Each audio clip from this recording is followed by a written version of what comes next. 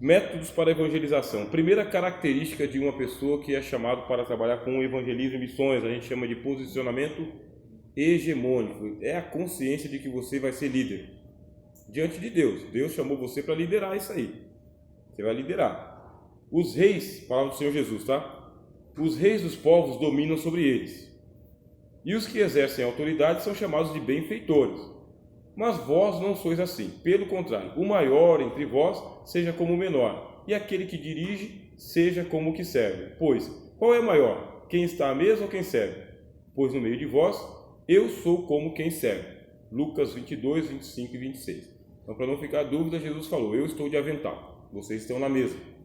E se eu estando de avental, estou dando exemplo, vocês quando estiverem também de avental, façam o que eu estou fazendo.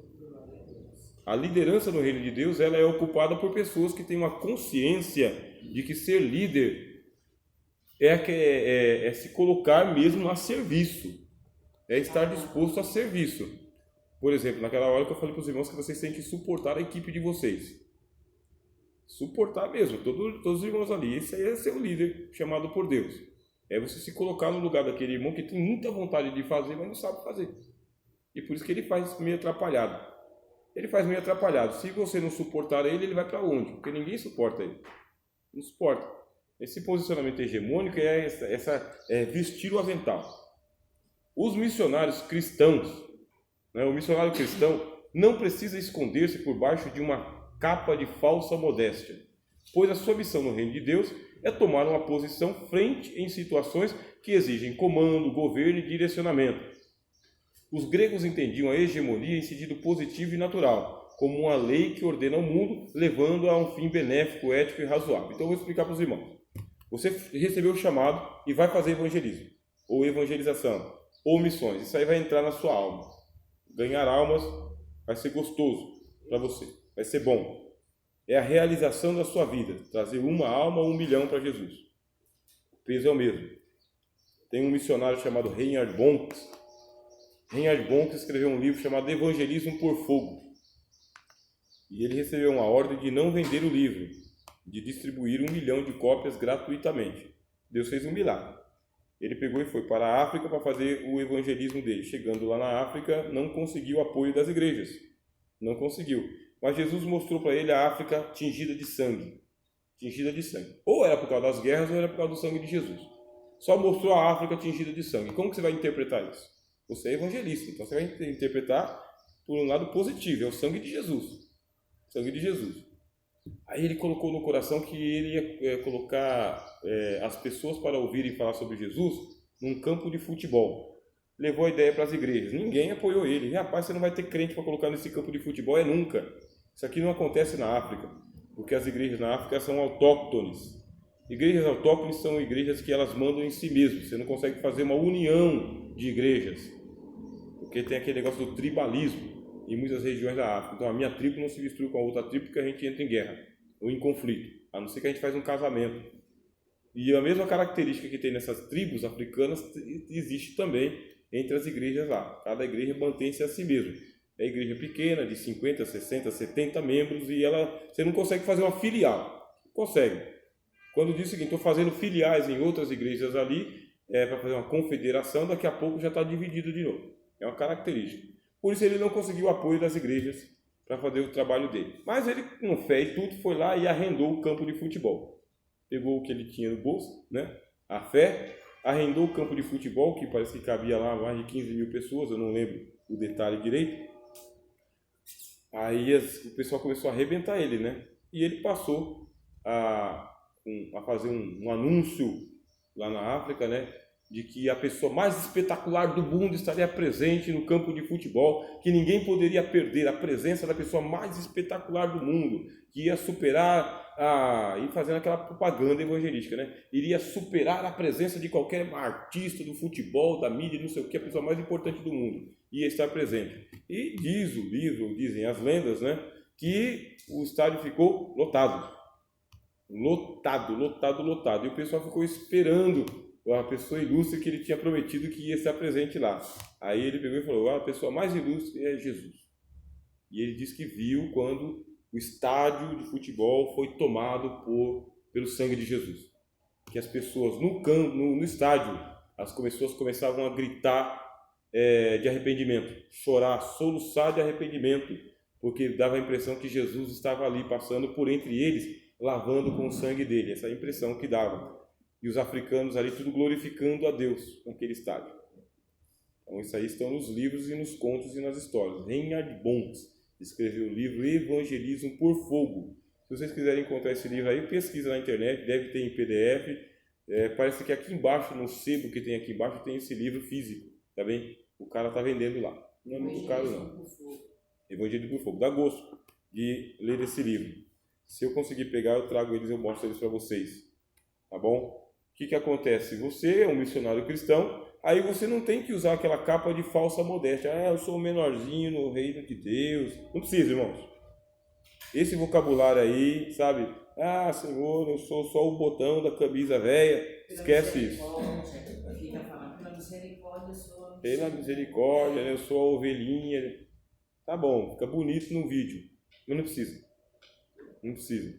Deus te chamou, as pessoas não vão acreditar no seu chamado, você vai colocar o seu chamado para funcionar na marra, no muque. Você vai para frente, empurrando o barco que está furado. Você vai fazer isso daí. E vai assumir mas nem por isso você vai ser a pessoa mais prepotente do mundo, para contar vantagens sobre os outros. Porque uma pessoa que se aplica à evangelização aprende a ser humilde na marra também. Porque senão, não come lagarto. Não come bigato. Não consegue. Tem um missionário que ele foi fazer evangelização. Se eu não me engano, o nome dele é David Livingstone. Se eu não me engano, tá? David Livingstone. Acho que é esse mesmo. David Livingstone foi fazer evangelismo na África. Chegando lá, não tinha tradutor. Não tinha. E ele tinha que pregar o evangelho. Essa história está no livro Heróis da Fé. Comprem esse livro Heróis da Fé. Custe o que custar. Não é muito caro, não. Isso é um best-seller. Foi escrito por Orlando Boyer, que foi missionário aqui no Brasil. Ele foi missionário no Brasil e a história dele é muito bonita, tá? A história de Orlando Boyer. Diz que estava ele e a esposa dele aqui no Brasil e a junta missionária americana, ela aposenta o missionário. Você serviu tantos anos, agora não serve mais, volta para casa e a gente vai te colocar aqui num pensionato, numa pensão aí, e você vai passar os seus últimos dias aí de boa, aposentado. E aconteceu com ele, Orlando Boyer, e com a esposa dele. Só que a esposa dele morreu. Aí quando a esposa dele morreu aqui no Brasil, a junta missionária americana mandou o dinheiro para o translado do corpo, o corpo ser enterrado nos Estados Unidos. E procuraram o missionário, que estava aposentado, né? Aí cadê o missionário? Sumiu. E cadê? Estava só o corpo da esposa. Meu Deus, o que aconteceu com o missionário Orlando Boyer, não sei o que aconteceu? O homem tinha voltado para os Estados Unidos, estava com a esposa, estava lá nesse pensionato, ou nessa pensão, ou nessa casa de repouso, sabe, numa aposentadoria para missionários, estava deprimido, porque tinha sido missionário a vida toda e agora não estava fazendo mais nada da vida. Então, Orlando Boyer sumiu. Cadê? Ele pegou o dinheiro, que era para fazer o enterro da esposa, comprou uma passagem e veio para o Brasil e deixou um bilhete lá dizendo: essa era a vontade da minha esposa, enterra ela aí. Está nos anais das missões. O homem, por amor às missões, não enterrou a esposa. Não sei se é lenda, mas é o que está escrito. E contaram e eu estou passando o peixe desse jeito, meus irmãos. Vamos procurar, tá bem? E Orlando Boyer escreveu um livro chamado Heróis da Fé. Esse livro, ele dá vontade de orar enquanto você lê, de tão bom que é, de orar e dá vontade de evangelizar, de tão bom que é. E se eu não me engano, é o David Livingstone, porque às vezes eu misturo o nome do missionário. O santo, né, muda de nome. Eu faço o santo fazer outro milagre. Mas o David Livingstone disse que chegou para fazer missões na África, não tinha tradutor, e aí só tinha um cara bêbado lá. Bêbado, travado. E o cara queria tomar mais uma cajibrina. E o que fez o David Livingstone? Pegou e pagou para ele, para o tradutor, para que ele pudesse pregar o Evangelho. Aí ele estava lá pregando o Evangelho, Isaías 53. Ele verdadeiramente tomou sobre si as nossas dores, estava pregando o Evangelho com base em Isaías 53, e o cara bêbado estava traduzindo o que ele estava falando. Agora você imagina um bêbado evangelizando os africanos. O Espírito Santo desceu, as pessoas começaram a chorar, convulsionar, o Espírito Santo pegando as pessoas e convertendo as pessoas pelo tradutor bêbado, porque o David pagou e creu. É coisa que só acontece em missões, mano. É testemunho que a gente não fabrica. Não fabrica, só acontece para quem está envolvido com missões. Por isso não dá para ter aquele sentimento de piega, sabe? Sou o menorzinho do rebanho. Não. Você vai criando em você uma vontade de fazer missões que não te deixa prepotente. Você vai ficando humilde, porque tem que ser humilde para você pagar do seu dinheiro com um cara bêbado, traduzir o que você está falando, e sem saber se ele está traduzindo de verdade, que ele não está te enganando. Ter fé. Tem que ser muito humilde. Por isso que Jesus falou, entre vós, vocês têm que pegar aí o avental e colocar o avental. As pessoas têm que ver você de avental mesmo, sujo de pó, mão suja. Você está trabalhando para Jesus mesmo, para mais ninguém. No livro, eu escrevi aí uma parte do livro chamado de espelho ético. O que é o espelho? Aquilo que você olha e que reflete. Espelho ético é para você ler esse texto e pensar nele.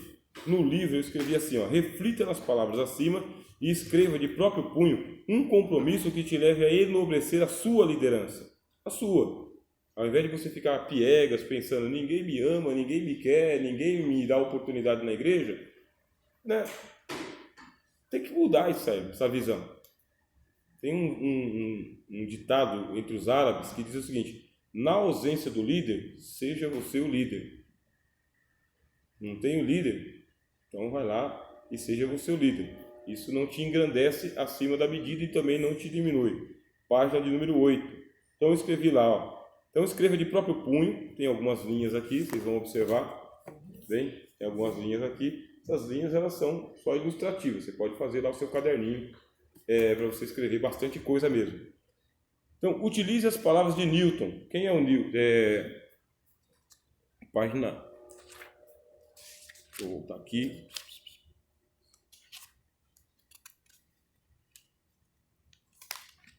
Mnemônico, característica, página de número... Dá o endereço certo, né? Página 12 do livro, tá bem? Reflita nas palavras acima e escreva do próprio punho um compromisso que te leve a elevar a excelência da sua liderança. Utilize as palavras do Bonifácio como felicidade, regeneração, honra, grandeza, lisonja, ideias, estudo e experiência. Use essas palavras aqui, porque essas palavras fazem parte desse vocabulário. Esse texto é para vocês refletirem. Chegada a época feliz da regeneração. Você está escrevendo um texto lá? Use a palavra regeneração. É um exercício, tá bem? Para quem quiser fazer.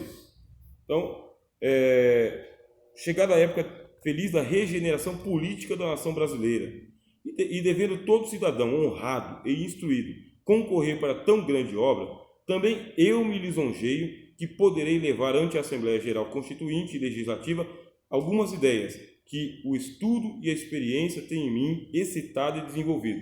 José Bonifácio. Esse José Bonifácio é aquele José Bonifácio de Andrada e Silva da história do Brasil.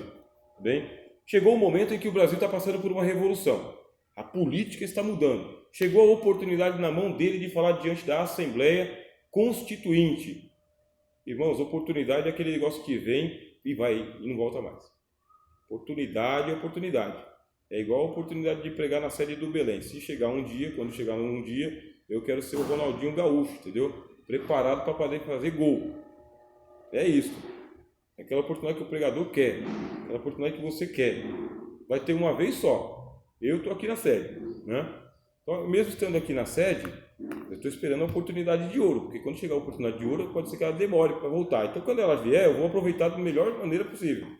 Brilhantemente.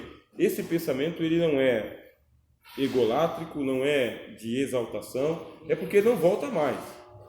Não volta. A gente sabe que é diferente quando a gente está na sede. Quem está na congregação, por exemplo, recebe um convite para cantar aqui na sede. Por mais que a gente diga que não, tem um brilhantismo. Tem um brilhantismo. Eu estou usando isso como ilustração. Tá bem? Então é o seguinte, o José Bonifácio está falando, chegou a oportunidade. Chegou a hora do seu chamado. Do seu chamado, é o seu chamado. Tem alguns irmãos aqui que vão ser levados ao ministério agora. Chegou a sua hora, meu. Então é o tempo que Deus preparou para você. Você vai ser a rainha Esther. Se você for rainha Esther, não se comporta como Vasti, não. Se recolher lá, meu marido lá, aquele monte de odalisca. Não, vai lá e se apresenta como Esther. É essa hora que Deus preparou para você. Deus preparou esse dia e esse momento para você, esse departamento para você, esse serviço para você. Deus preparou lá na eternidade. Você crê? Então você vai lá e você vai fazer isso com brilhantismo. Escreva de próprio punho, sabe? Use essas palavras aí, olha. Felicidade, regeneração, honra, grandeza, lisonja, ideias, estudo, experiência. Por quê? O Bonifácio está dizendo, chegou a hora de eu colocar em prática tudo aquilo que eu aprendi com a vida e com os estudos, que você aprende com a vida e com os livros e com os professores. Chegou a hora, vai lá e encaixota isso, deixa bonito. Pode ser que não volta mais. Eu me lembro que eu pedi uma oportunidade dessa para Jesus, eu pedi, porque eu trabalhava no mercado, e no mercado você trabalhava de domingo a domingo. Eu trabalhava das 2 da tarde até as 10, 11 horas da noite, todo domingo, só tinha um domingo por mês, e eu gostava de pregar, né? Aí eu descobri que ultimamente eu gosto mais de ensinar do que de pregar, porque eu estou vendo os pregadores ultimamente, eu estou com inveja dos pregadores, né? Com inveja, eu não sei mais pregar do jeito que esses irmãos pregam, eu não sei, o Espírito Santo desce, acontece um monte de coisa na pregação deles, e eu estou com inveja, eu não sei mais pregar. Descobri isso, então eu estou mais na minha praia, que é mais ensinar, né? Mas eu gostava de pregar. Aí eu falei assim, Jesus, eu queria pregar na minha igreja lá, Senhor, domingo, queria pregar num domingo, porque tem mais de 1.100 irmãos na igreja de domingo. E faz tempo que eu não prego, faz tempo, Senhor, que eu não prego. Prepara um dia para me pregar lá, Senhor. Me coloca no coração do irmão, do pastor, que eu quero pregar.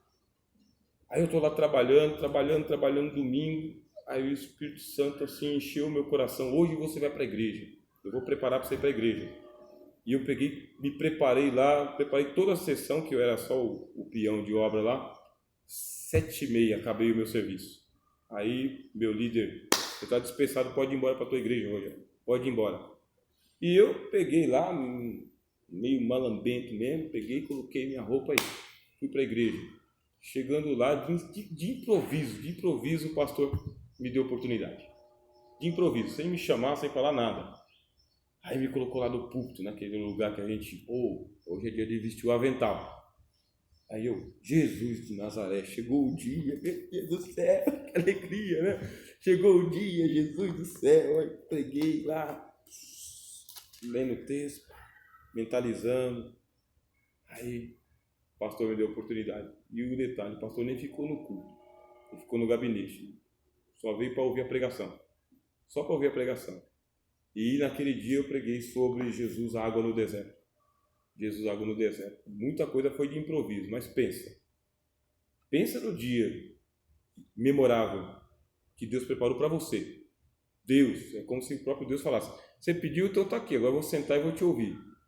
Porque o Espírito Santo passava assim, como água cristalina, né? Passava iluminando a mente, o coração, as palavras, os textos, meus irmãos.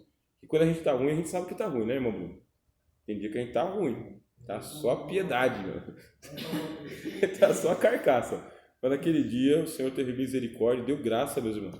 E a mensagem ela ficou marcada nos nossos corações. Depois não voltou mais, tá? Não voltou mais, nunca mais preguei um domingo como aquele. Por isso eu estou usando como ilustração para dizer para os irmãos, vocês orem, peçam a Deus para preparar esse dia. Quando chegar esse dia, vai lá e aproveita. Sabe? Levanta-te e resplandece, porque sobre ti vem a glória do Senhor. E pronto.